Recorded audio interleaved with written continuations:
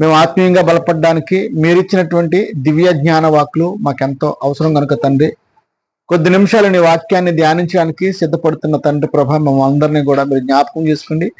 చెప్పడానికి నిలబడిన నన్ను కూడా తండ్రి ప్రభా పరిశుద్ధాత్మ సహాయం ఇచ్చి మీ పిల్లలకు అర్థమయ్యే రీతిలో జ్ఞానము బోధించగలే శక్తిని, సామర్థ్యాన్ని, ఆలోచనను నాకు అనుగ్రహింపండి తండ్రి. అలాగే వింటున్న నీ పిల్లలు విని విడిచిపెట్టేవారు కాకుండా చెప్పబడుతున్న సంగతులు అలా ఉన్నవో లేవో పరిశీలించి ఆ మాటను బట్టి తండ్రి మా ఆత్మీయ జీవితాలను చక్కగా మలుచుకుని మీ కొరకు ఉన్నతంగా బ్రతికి మీరు మాకు వాగ్దానం ఇచ్చినటువంటి నిత్య జీవానికి మేమందరం వారసులు కాగలిగినట్లు కృప చేయమని, ఇంకో నాయన ఈ యొక్క లైవ్ ద్వారాగా ఎంతమంది పిల్లల వాక్యాన్ని వినడానికి సంసిద్ధులై ఉన్నారో వారందరినీ కూడా వారి కుటుంబాలను కూడా దీవించి ఆశీర్వదించమని యేసు నామమున ఈ ప్రార్థన అడిగి వేడుకుంటున్నాను తండ్రి, ఆమేన్.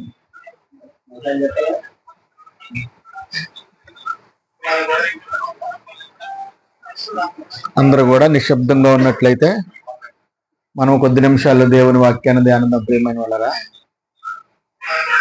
ప్రియమైన వాళ్ళరా, బైబిల్ గ్రంథంలో దేవుడు ఒక జనాంగాన్ని ప్రత్యేకపరిచాడు.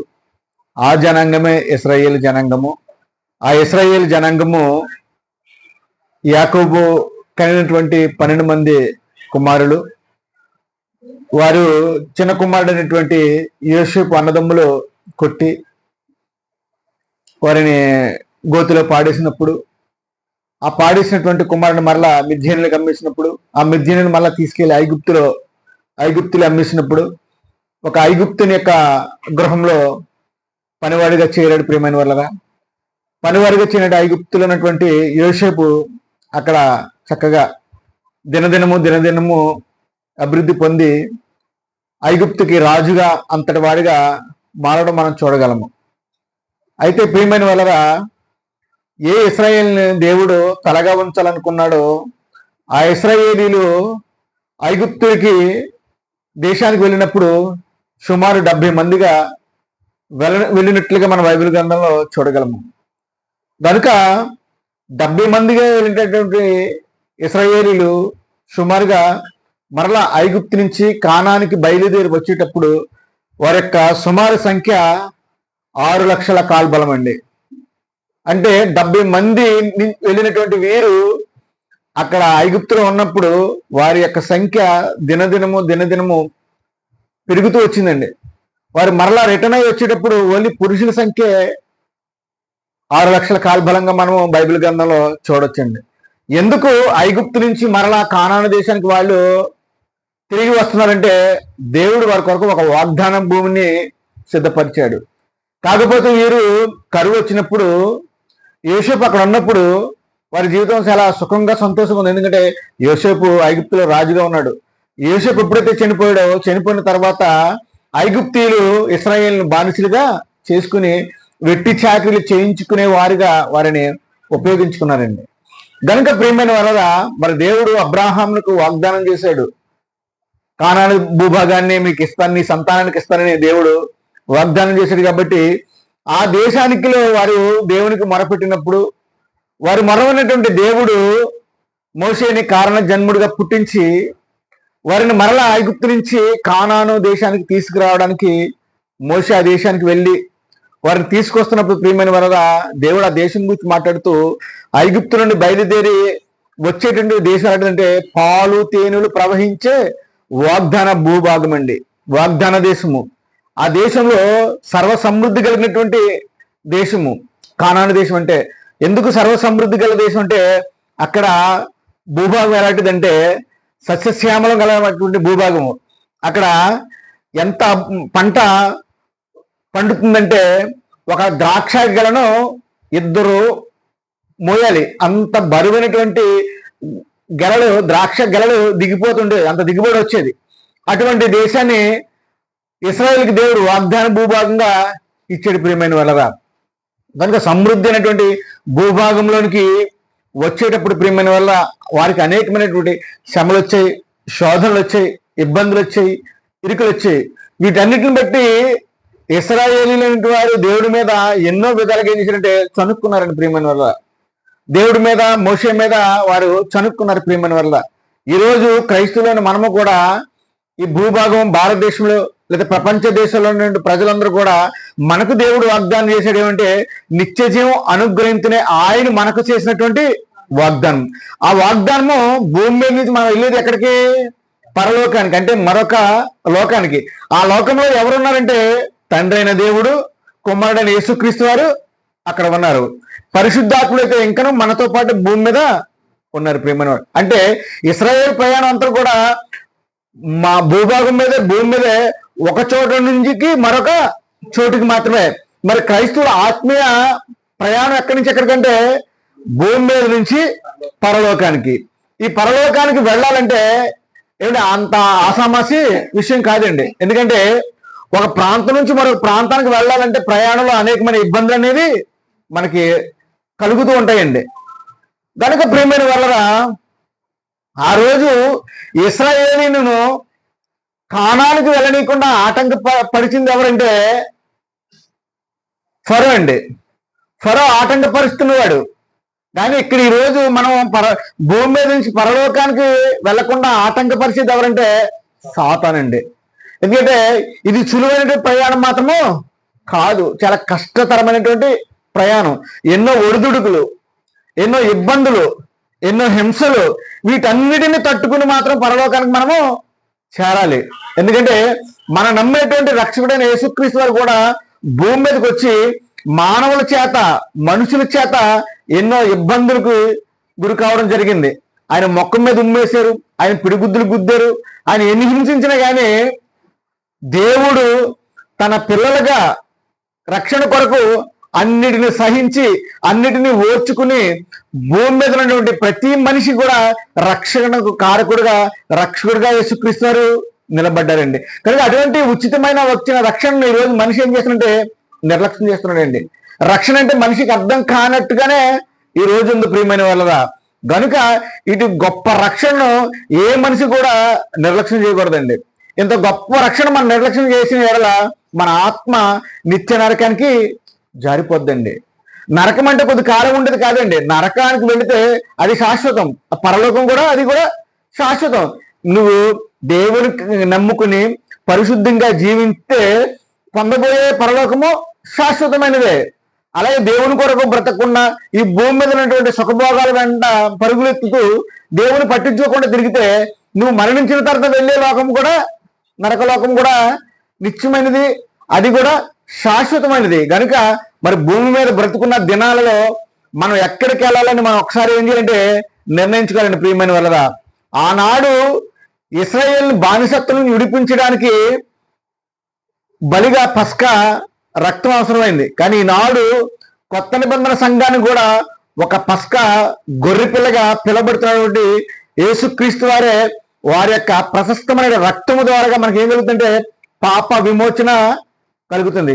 ఈ పాప విమోచన కలిగిన తర్వాత ప్రతి ఒక్కరు కూడా ప్రియమైన వారుగా దేవుని కొరకు ఉన్నతంగా బ్రతకడానికి, దేవుని చిత్తాన్ని భూమి మీద నెరవేర్చడానికి ప్రతి మనిషి ఏం చేయాలంటే ప్రయత్నించాలండి. ప్రతి మనిషి కూడా ప్రతిరోజు ఏం చేయాలంటే ప్రయత్నం చేయాలి.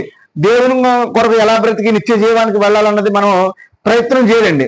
కానీ ప్రయత్నం చేయకుండా ఏది కూడా రాదండి. ఉదాహరణకి మనం ఏదైనా నేర్చుకోవాలన్నా మనం ఏం చేయాలి? ముందు ప్రయత్నించాలి. ఒక బైక్ నేర్చుకోవాలన్నా, ఒక మిషన్ మనం నేర్చుకోవాలన్నా, ఏమండి ఒక కారు నేర్చుకోవాలన్నా, ఏది నేర్చుకోవాలన్నా మనం ఏం చేయాలి? దాన్ని నేర్చుకోవడానికి మనం ప్రయాసపడాలి. అలాగే పరలోకానికి వెళ్ళడానికి కేవలం బాప్తిసం పొందిన వెంటనే పరలోకము రక్షణలోకి మనం అడుగుపెట్టాం. ఆ రక్షణ తుది వరకు ఏం చేయాలి? కొనసాగాలి. అలా కొనసాగాలంటే ఈ కొనసాగే క్రమంలో ఈ జీవితంలో మనకు ఎన్నో ఇబ్బందులు వస్తాయి, ఒడిదుడుకులు వస్తాయి, హింసలు వస్తాయి, ఉపద్రవాలు వస్తాయి, ఏమంటే ఎన్నో అవమానాలు జరుగుతూ ఉంటాయి. అన్నిటిని కూడా మనం ఏం చేయాలంటే ఓర్చుకోవాలని ప్రియమైన వాళ్ళరా. ఎందుకంటే దేవుడు చాలా గొప్పవాడండి. ఎంత గొప్పవాడు మనం ఒకసారి బైబిల్ని చూస్తే ప్రియమైన వాళ్ళరా, ఒకసారి నిర్గమకాండము 13వ అధ్యాయము, నిర్గమకాండము 13వ అధ్యాయము 17-18 వచ్చారు మనం ఒకసారి చదువుకుందామండి. నిర్గమకాండము 13వ అధ్యాయము 17-18 వచ్చిన చూసినట్లయితే, మరియు ఫరో ప్రజలను పోనీయగా దేవుడు ఈ ప్రజలు యుద్ధము చూసినప్పుడు వారు పశ్చాత్తాపడి ఐగుప్తునికి తిరుగుదురేమో అనుకుని ఫిలిస్తీన్ల దేశము సమీపమైనను ఆ మార్గమున వారిని నడిపింపలేదు. అయితే దేవుడు ప్రజలను చుట్టూ దారియగు ఎర్ర సముద్రపు అరణ్య మార్గమున వారిని నడిపించెను. అయితే ఇశ్రాయేలు యుద్ధ సన్నద్ధులై ఐగుప్తునికి వచ్చిరి. కానీ ప్రియమైన వాళ్ళ దేవుడు ఎంత గొప్పవాడంటే తన పిల్లలు 430 సంవత్సరాలు ఐగుప్తులో బానిసలుగా ఉన్నటువంటి ఇశ్రాయేలీలు ఏమండి ఎవరు దేశం దాటి రావాలా? ఫిలిస్తీన్ల దేశాన్ని దాటి రావాలా, ఆ దేశం గుండా రావాలి.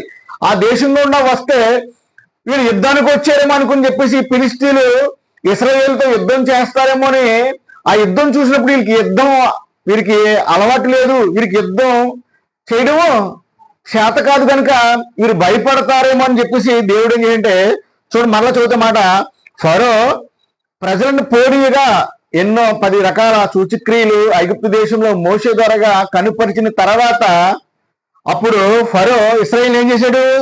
పోనిచ్చాడండి. పోనిచ్చిన తర్వాత ఏ దేశం గుండా వారు రావాలంటే ఫిలిస్తీన్ల దేశం గుండా వారు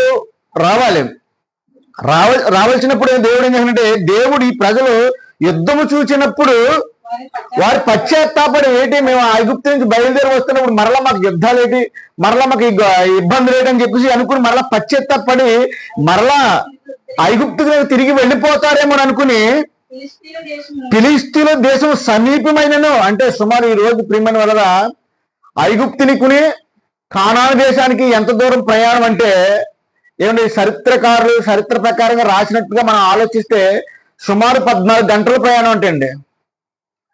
ఐగుప్తు నుంచి కానాను యొక్క ప్రయాణం ఎంతంట 14 గంటలు అంటండి. కాలినడక నడిస్తే 14 గంటలు అంటండి.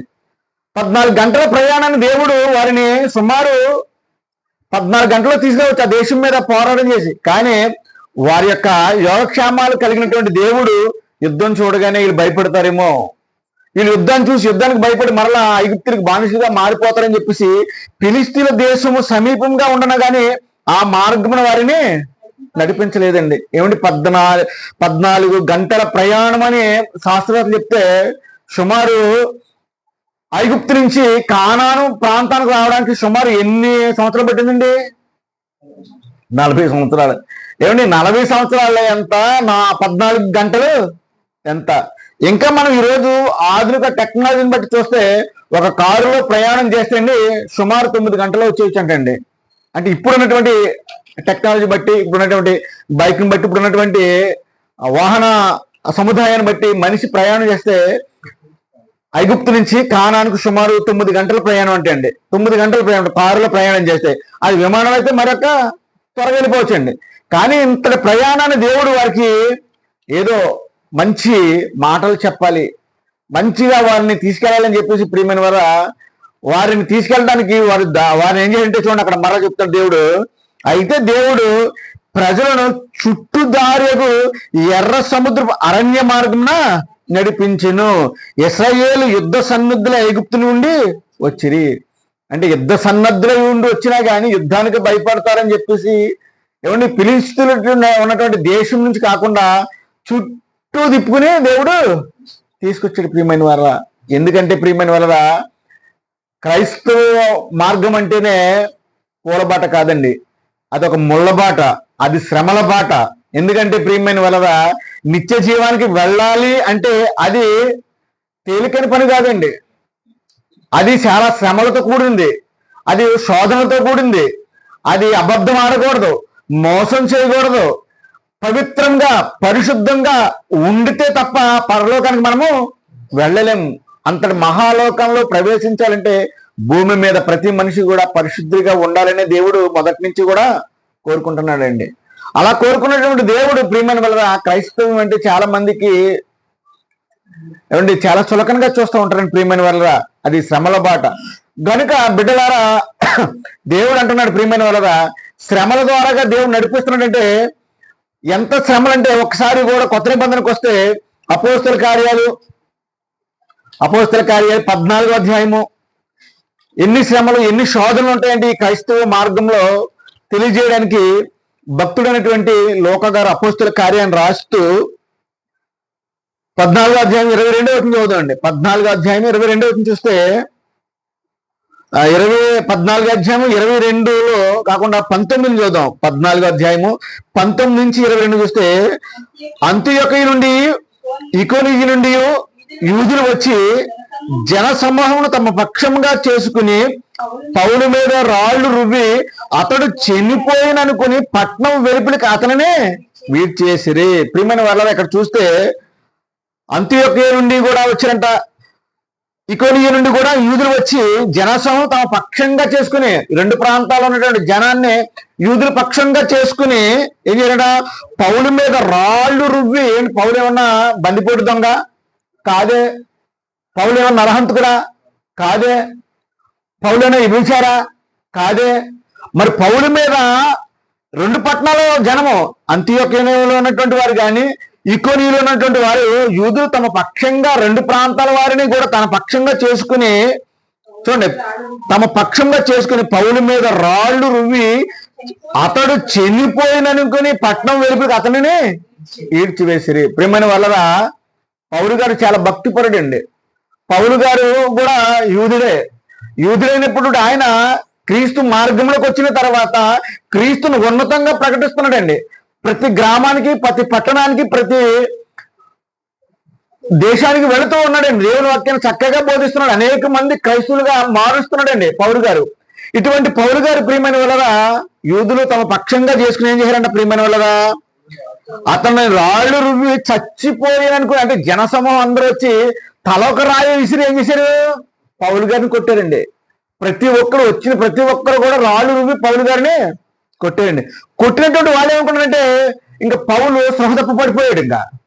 ఇంకా రాళ్ళు విసురుతుంటే అలాగా చచ్చిన వాడిగా ఉండిపోయాడు. ఎందుకంటే వాళ్ళు రాళ్ళు విసురుతున్న వారు ఏమనుకున్నారంటే పౌలు చనిపోయాడని చెప్పేసి అతను ఏం చేశారు, రోడ్డు వీడ్చినప్పుడు కూడా ఆయన అమ్మ బాబు అని అరవలేని స్థితిలో అంతగా వారు కొట్టి ఇబ్బంది పెట్టండి. రాళ్లతో కొట్టి చిన్న విషయం కాదండి. అటువంటి పౌలు గారి ప్రియమైన వల్ల అన్ని దెబ్బలుతున్నటువంటి పౌలు గారి ప్రియమైన వల్ల చూడండి అక్కడ ఏమన్నాడు, అయితే శిష్యులు అతని చుట్టూ నిలిచి ఉండగా అతడు లేచి పట్నములో ప్రవేశించి మర్నాడు బర్నబాతో కూడా దెర్బేకు బయలుదేరిపోవును. ప్రియమైన వల్ల ఇన్ని శ్రమలు పడిన తర్వాత నాకెందుకు వచ్చిన క్రైస్తవ్యం, నేనెందుకు ఇన్ని దెబ్బలు తినాలి అని అంటే ఆలోచన పౌలు గారికి లేదండి. అందుకని ప్రియమైన వల్ల క్రైస్తవ్యం అంటే పూలబాట కాదండి, ముళ్ళబాట, శ్రమల బాట. ఎన్ని శ్రమలు ఎవరి కొరకు పడుతున్నాడంటే తన కొరకు కాకండి, తనతో పాటు ఉన్నటువంటి అనేక మంది శిష్యులు ఉన్నారు.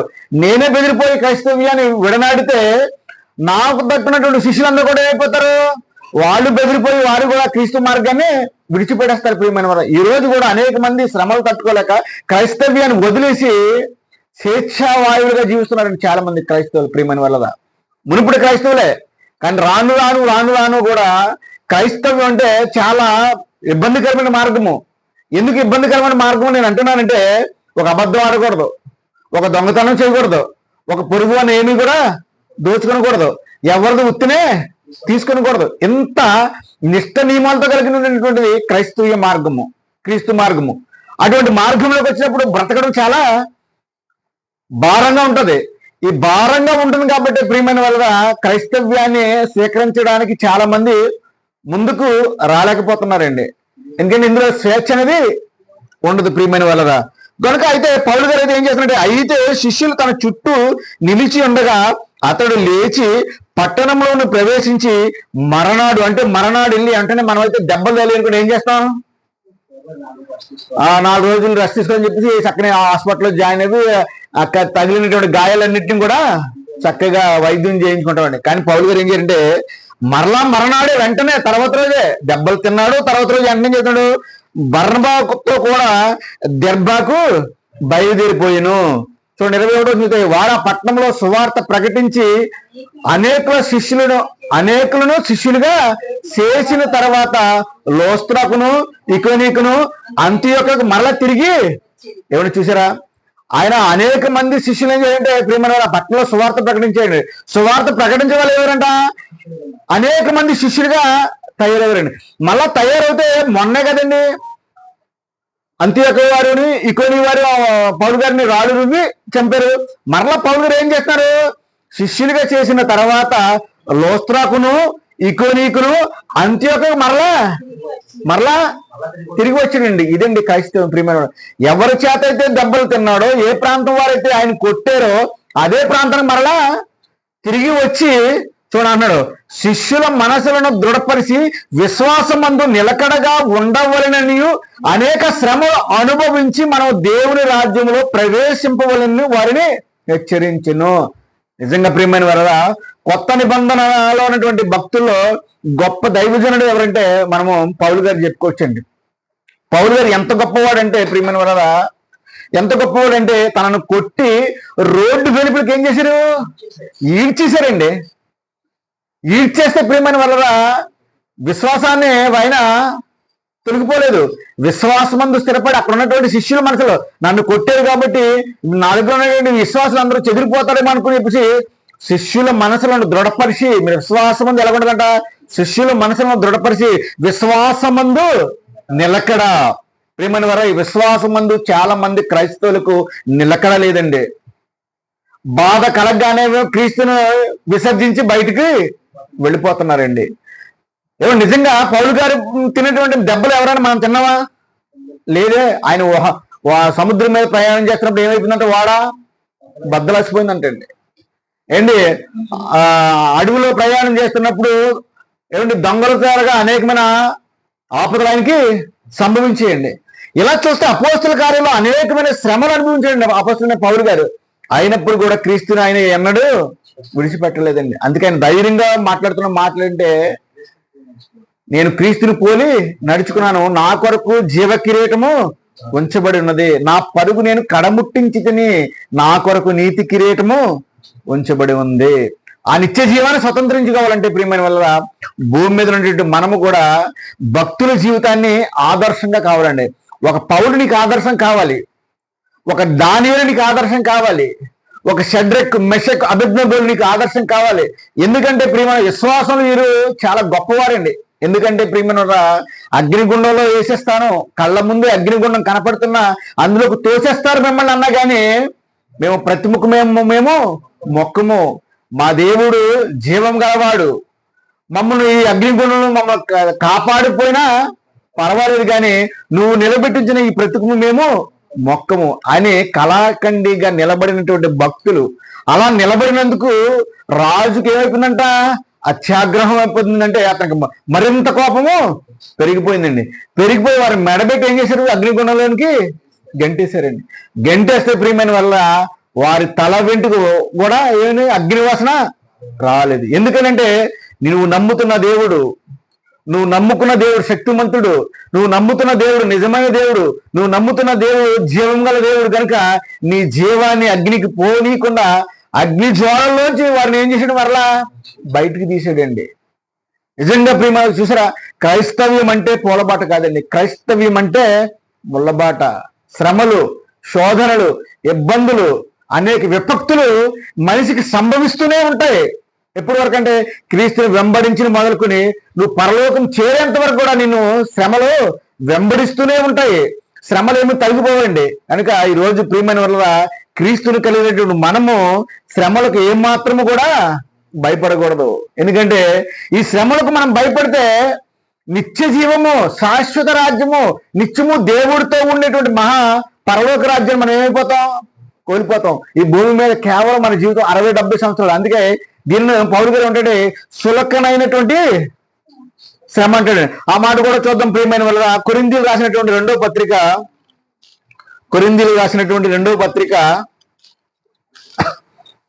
4వ అధ్యాయము 18వ వచనం చదువుతాను. 18వ వచనం. కొరింథీయులకు రాసినటువంటి 2వ అధ్యాయం కొరింథీయులకు రాసినటువంటి 2వ పత్రిక 4వ అధ్యాయం 18వ వచనం చూస్తే, క్షణమాత్రముండు మా చులకనైన శ్రమ కొరకు కంతకంతకు ఎక్కువగా నిత్యమైన మహిమ భారమును కలుగు చేయుచున్నది. ఏలయనగా దృశ్యమైనవి అనిత్యములు, అదృశ్యములైనవి నిత్యములు. అంటే నిత్య జీవం మనకి కనపడుతుందా? కనపడట్లేదా? కనపడదండి. కానీ దేవుడు మనకు కనపడుతున్నాడంటే ఆయన కనపడ్డు. కానీ ఆయన ఇచ్చేటువంటి నిత్య జీవము అది ఎలాంటిదంట? బైబుల్ చెప్తుంది. దృశ్యమైనవి అంటే భూమి మనకి కనపడుతుంది, బంగారం మనకి కనపడుతుంది, మేడలు మిద్దులు మనకి కనపడుతున్నాయి, ఈ భూమి మీద విలువైన వస్తువులు మనకి కనపడుతున్నాయి. కానీ వీటి కనపడుతున్నాయి కాబట్టి మనిషి దృష్టి అంతా కూడా ఎటు మీద ఉందంటే కనిపించే వాటి మీద ఉందండి. అందుకే పౌలు గారు ఉన్నారంటే ప్రియమైన ఏలి అనగా దృశ్యమైనవి అనిత్యములు, అంటే అవి కొద్ది కాలానికి అవి ఉండవు అని. ఏమండి అదృశ్యమైనవి అంటే కనపడలేవి కూడా నిత్యం ఉంటాయంట. అదేంటంటే దేవుడు, పరలోకం. అవి ఎలా ఉంటాయంటే మనం మరణించిన తర్వాత పొందుకునేటువంటి మహా పరలోకమే. అని మనకి ఇప్పుడు కంటికి కనపడదు, కానీ అది ఉంది. అది దేవుడు ఉన్నటువంటి మహా లోకము. అందుకని పౌలు గారు అంటున్నాడు, ఈ భూమి మీద బతికి 60 ఏళ్ళ జీవనం కూర్చోనంటే క్షణమాత్రం ఉండు. క్షణమాత్రం అంటే నిజంగా పరలోకంలో మనం ఎంతకాలం ఉంటాం? యుగములు. ఆ జీవితాన్ని గురించి, ఈ జీవితానికి కాల్కులేషన్ చేస్తే ఈ జీవితంలో మనం బ్రతికిన కాలం అంతా క్షణం. అంటే ఈ క్షణాన్ని మనం ఓర్చుకుంటే, ఈ క్షణంలో ఇబ్బందులు పడితే, ఈ క్షణంలో మనం దేవుని కొరకు బ్రతికితే, ఈ క్షణంలో నుంచి మన ఇబ్బందులు ఓర్చుకుని దేవుని కొరకు నమ్మకంగా బ్రతికితే మనం పొందబోయే జీవితము శాశ్వతమైన జీవితము. కనుక ప్రియమైన అటువంటి జీవితాన్ని మనం పొందాలంటే ఈ భూమి మీద ప్రియమైన ఎంత కష్టమైనా, ఎంత దుఃఖమైనా, ఎంత వేదనైనా, ఎన్ని సమస్యలైనా కానీ దేవుని ఆరాధించుట్లో ఎలా ఉండాలంటే సంతోషము, సమాధానం కలిగి ఆయన రాజ్యంలో యుగయుగాలు మనం ఏం చేస్తామంటే జీవిస్తాం.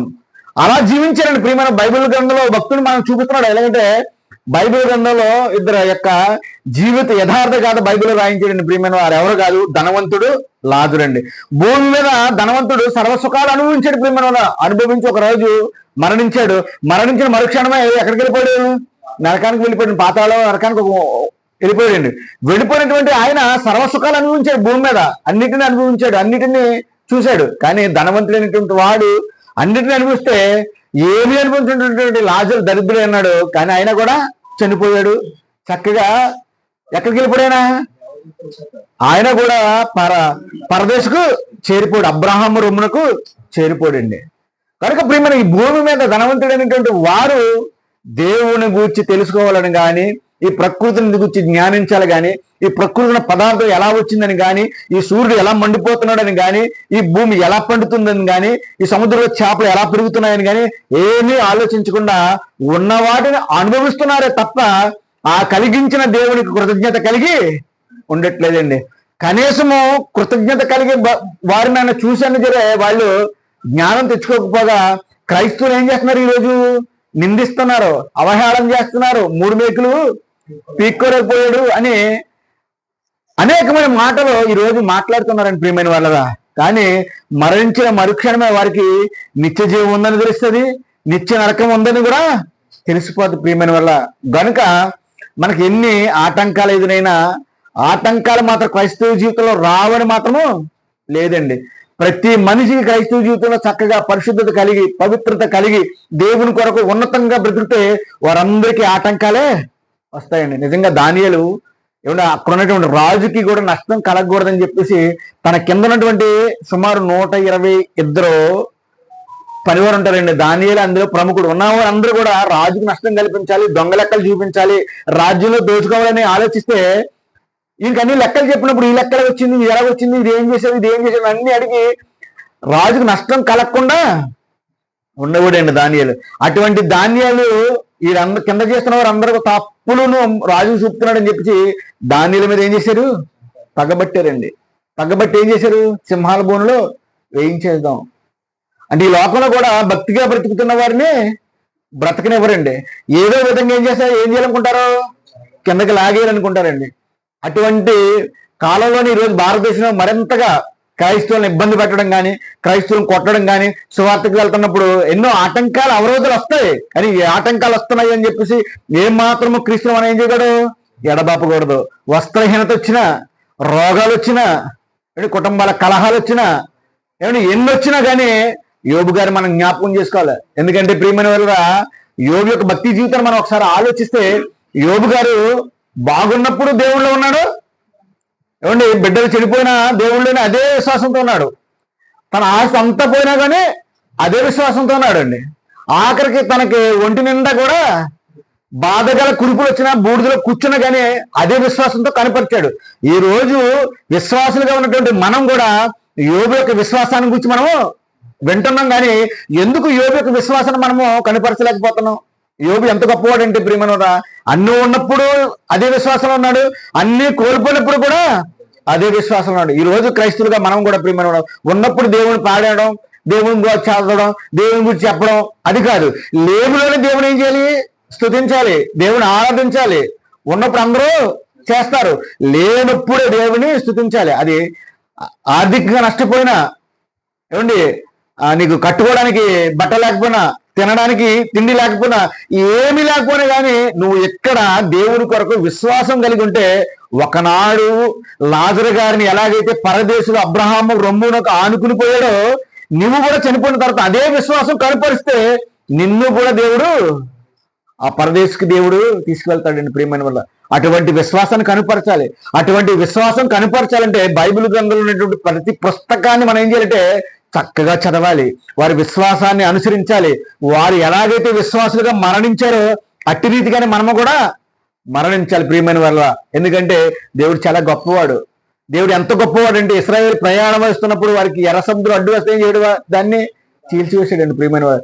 ఎర్ర సముద్రాన్ని 2 పాయలుగా చీల్చిన దేవుడు. మరి నీకు వచ్చే సమస్యలు నువ్వు నిజంగా దేవునికి మొరపెడితే, నువ్వు యథార్థంగా దేవునికి కొనియాడుతుంటే, నువ్వు నిజంగా దేవునికి ఇష్టాన్ని నెరవేర్చేవాడు అయితే దేవుడు నీ సమస్యను చూసి తప్పుకునేవాడు కాడండి ప్రియమైన వారు. నీ సమస్యకు ఎదురొడ్డి నీ సమస్యను తీర్చి నిన్ను ఉన్నతమైన స్థితిలో ఉంచాలనే దేవుని యొక్క సంకల్పం ప్రియమైన వారు. ఆ సంకల్పాన్ని తెలుసుకున్న నీవు దేవుని కొరకు ఎలా బ్రతుకుతున్నావు? నీ స్వార్థం కొరకే బ్రతుకుతున్నావా, లేక దేవుని కొరకు దేవుని ఇష్టాన్ని నెరవేర్చడం కొరకు బ్రతుకుతున్నావా? ఒకసారి బైబిల్ గ్రంథంలోంచి ఒక మాట మనం చూద్దాం ప్రియమైన వాళ్ళగా. యెషయా గ్రంథము. ఎన్ని ఇబ్బందులు వచ్చినా, ఎన్ని ఇరుకు వచ్చినా, ఏమండి నిజంగా ఇశ్రాయేలు దేవుడు నడిపిస్తున్నప్పుడు వారు దేవుని కొరకు ఎన్నో చనుక్కున్నారండి, ఎన్నో ఇబ్బందిగా మాట్లాడారండి. అన్ని మాట్లాడినట్లు దేవుడు మనం ఏం చేయలేదు, వారిని విడిచిపెట్టలేదండి.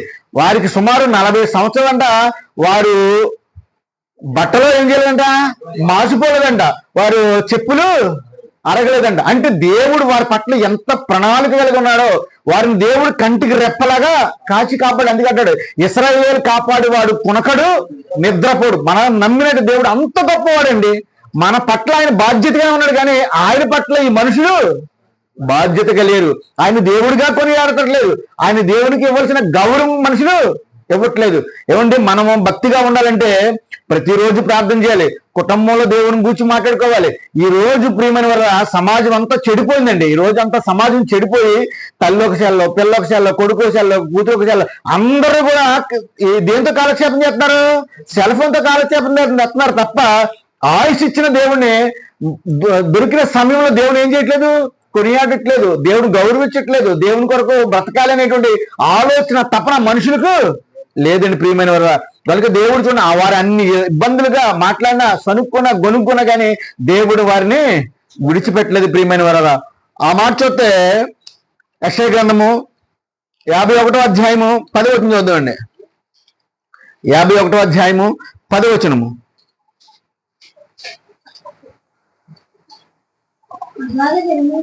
అగాధ జలముల గల సముద్రమును ఇంకుపోజేసిన వాడవు నీవే కదా, విమోచింపబడిన వారు దాటిపోవునట్లు సముద్ర అగాధ స్థలమును త్రోవగా చేసిన వాడు నీవే కదా. కనుక ప్రియమైన వాళ్ళరా, దేవుడు చూడండి ఇశ్రాయేలు పరిస్థితి ఎలాగుంది? ఎదర ఐగుప్తు యొక్క సైన్యము, ఎదర ఎర్ర సముద్రము. అంటే వారి పరిస్థితి అంటే ముందు నుయ్యి వెనక గొయ్యి. అప్పుడు వారు చనుకుంటున్నారు, వారు గొనుక్కుంటున్నారు. అప్పుడు మోషే వారి సనుగులు గొనుగులు అన్నే మోషే గారు దేవునికి మొరపెట్టాడండి. దేవుడికి మొరపెడితే సముద్రాన్ని ఏం చేసేదని చెప్తున్నాడు ఇక్కడ అంటే చూస్తే, అగాధ జలములు గల సముద్రమును ఇంకిపోజేసినంటే చూడండి, మొత్తం సముద్రం అంతా అయిపోయిందంట, 2 గోడలుగా నిలిచిపోయి మధ్యన ఇంకిపోయిందంటే అండి. ఆ ఇంకిపోయినటువంటి దారిలోంచే ఇంకిపోజేసిన వాడు నీవే కదా, విమోచింపబడిన వారిని దాటిపోనట్లు సముద్ర అగాధ జలములో త్రావులను కలుగు చేయవాడు నీవే కదా. గనుక ప్రియమైన ఏ కుటుంబం అయితే దేవుని కొరకు భక్తిగా భయం కలిగి తల్లిదండ్రులు మొదలుకొని బిడ్డల వరకు భయభక్తులు కలిగి ఉంటారో ఆ కుటుంబంలో సమస్యలు శోధనలు ఉండవు. ఎందుకంటే నువ్వు దేవుని కొనియాడుతున్నావు కాబట్టి దేవుడు నీకు తినడానికి తిండి కానీ, కట్టుకోవడానికి వస్త్రాన్ని కానీ, అనారోగ్యం కానీ నీకు రానికుండా దేవుడు ఏం చేస్తాడు? కాచి కాపాడతాడండి. అలా కాచి కాపాడాలంటే ప్రియమైన మనం దేవునికి ముందు ఏం చేయాలి? విధేయత కలిగి ఉండాలి, దేవుడికి నమ్మకం కలిగి ఉండాలి. అలా నమ్మకం కలిగి ఉంటే ప్రియమైన వల్ల మన పట్ల దేవుడు జాలిపడి నన్ను నమ్మిన బిడ్డలకు ఏమి కొదువా చేయడు. ప్రియమైన వల్ల ఈరోజు కొదువుగా ఉండడం అంటే మన విశ్వాసం సరిగా లేదు, మన భక్తి సరిగా లేదు. కనుక మనం ఇలా భక్తిగా లేకపోతే మనము అసలైనటువంటి దేవుడు వాగ్దానం చేసినటువంటి ఆ వాగ్దానము చేయబడినటువంటి నిత్య జీవాన్ని కూడా మనం స్వతంత్రించుకోలేం ప్రియమైన. కనుక మనం నిత్య జీవానికి వెళ్ళాలంటే భూమి మీద తండ్రి అయిన దేవుడిని, కుమారుడైన యేసుక్రీస్తు వారిని, పరిశుద్ధాత్మని కూడా మనం గౌరవిస్తూ ఆయన మాటలకు విధేయులవుతూ బైబిల్ బాగా చదువుతూ సువార్త కార్యక్రమాలు పాల్గొంటూ సభల్లో పాల్గొంటూ బైబిల్ చదువుతూ ప్రార్థన చేస్తూ కూడా మనం మన భక్తి జీవితాన్ని ముందుకి కొనసాగించుకోవాలి. అటువారుగా మనం అందరూ ఉండాలని కోరుతూ ఈ మాటలు ముగిస్తున్నాను. శ్రద్ధగా ఓపిక తిన్న మీ అందరూ కూడా హృదయపూర్వక వందనాలు. ప్రార్థన చేసుకుందాం. పరిశుద్ధుడా, మహోన్నతుడా, సర్వోన్నతుడా, ఇదిగో నాయన ఇంతవరకు మీరు రాయించిన మహాజ్ఞాన గ్రంథంలోని తండ్రి ప్రభ కొన్ని విషయాల్ని మేము నేర్చుకున్నాం తండ్రి. ఆనాడు ఇశ్రాయేల్ తండ్రి ప్రభ ఐగుప్తు నుంచి కానాను ప్రవేశించడానికి తండ్రి ప్రభ వారు మార్గ మధ్యలో ఎన్ని విధాలుగా మీ కొరకు మాట్లాడినా మోషేని గురించి చనుక్కున్న తండ్రి ప్రభ వారు మీరు విడవలేదు, ఎడబాయలేదు నాయన. ఈ రోజు తండ్రి ప్రభ భూమి మీద నుంచి మరొక లోకానికి మేము ప్రయాణమై వెళ్ళాలని మాకు ఆ గమ్యం మాకు తెలుసు నాయన. అయినప్పుడు కూడా తండ్రి ప్రభ ఆ గమ్య మార్గంలో తండ్రి ప్రభ మా భక్తి జీవితంలో అనేకమైన ఒడిదుడుకులు, ఇబ్బందులు అన్ని కలుగు చేయనప్పుడు కూడా తండ్రి ప్రభ మేము ఎడబాయక మేము ఉండి తండ్రి ప్రభ భక్తిని కొనసాగించుకొని ముందుకు సాగితే తండ్రి ప్రభ మీరు మాకు వాగ్దానం చేసిన ఆ నిత్య జీవానికి మేము అందరము కూడా వారసులు కాగలం తండ్రి. అటువంటి విశ్వాసం మాలో వృద్ధిపరచండి, భక్తిని పెంపొందించండి తండ్రి ప్రభ.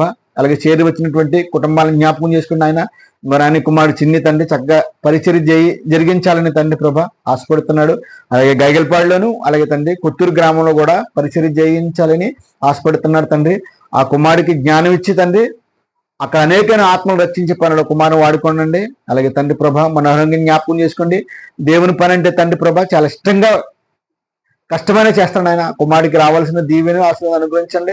మరి ముఖ్యంగా చెల్లిని అలాగే వారికి ఇచ్చినటువంటి కుమారులను, వారి తమ్ముడు గారిని, వారి మరదలను, వారి అమ్మగారిని, వారి అక్కలను, బావులందరూ కూడా జ్ఞాపకం చేసుకోండి తండ్రి ప్రభ. మరి ముఖ్యంగా తన కుమారులిద్దరూ కూడా తండ్రి ప్రభ మీ యందు నిరీక్షణ లేని వారుగా ఉన్నారని ఆయన. ఎన్ని మాటలు తల్లిదండ్రులు చెప్పినా కానీ తండ్రి ప్రభ పెడచోని పెడుతున్నారు నాయన.